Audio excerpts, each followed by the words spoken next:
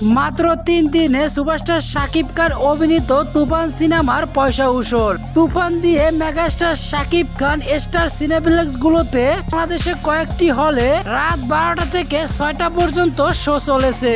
6টা থেকে 7:30টা পর্যন্ত বিরতি দিয়ে আবার 8টার সময় নতুন করে শো চালানো হয়েছে।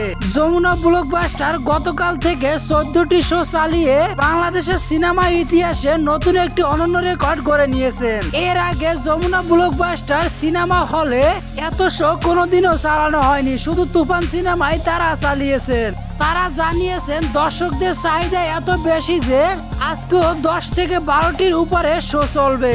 ভিউয়ার্স, মেগাস্টার শাকিব খান অভিনীত তুফান সিনেমাকে এখন অল টাইম ব্লকবাস্টারই বলা যায়, কারণ এই 3 দিনে বাংলাদেশের সিনেমা হলগুলোতে তুফান সিনেমায় এত পরিমাণ রেকর্ড করে নিয়েছেন যা বাংলাদেশের চলচ্চিত্রের জন্ম থেকে এখন পর্যন্ত কোনো নায়ক বা কোনো সিনেমাই করতে পারেনি, যেটা করে দেখিয়েছে শাকিব খানের তুফান।